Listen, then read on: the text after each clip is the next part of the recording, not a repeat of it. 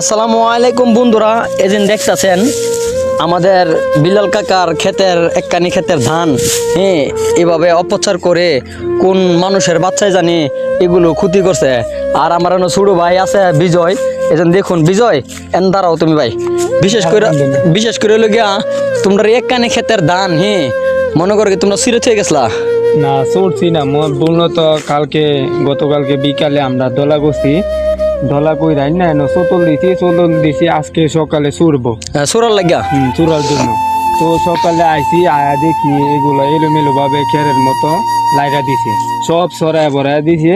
অর্ধেকটা চতল দিয়া দলা করছিলাম আজকের জন্য, আর কালকে আবার অর্ধেকটা চুরবো। তো আইসা দেখি সকালে সবকিছু খেরের মতো লাইরা দিয়ে দিয়েছে।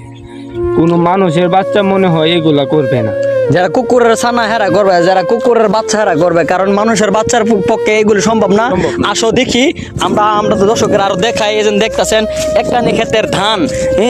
মনে করেন কি এটা তো লিজিকের উপরে আঘাত করাটা এটা মোটা হয়ে আমার ঠিক হয় নাই।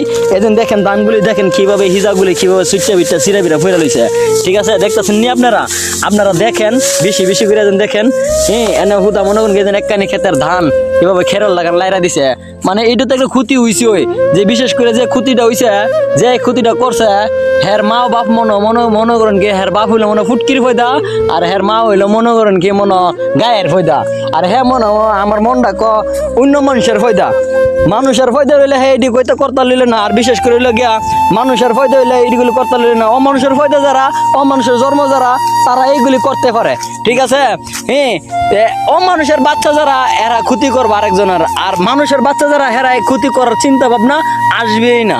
আচ্ছা যাই হোক, যারা এই ক্ষতিগুলি করছে আল্লাহ পাক তাদের রূপে গজব নাজিল করক, এটা আমি আল্লাহর কাছে কই। আল্লাহ যাতে হেরা যাতে গজব দেয়। তুমি বিজয়, হ্যাঁ ঠিক আছে, আল্লাহ যাতে হেরার গজব পালা, কারণ এটা তো লিজিক, এটা তো মানুষের লিজিক। অবশ্যই এটা মানুষের লিজিক। তোরা যদি এটা 10 মণ ধান পাইতি, তোরা 5 মণ বেচলে মানুষের খাইতে লইলে, ঠিক আছে না? অনেক যাই হোক, যে নুটির ফুতে করছে হ্যাঁ কিন্তু মানুষ না। আমি কিন্তু বকতেছি হ্যাঁ, আবার আমার নম্বর সিরতারতো না।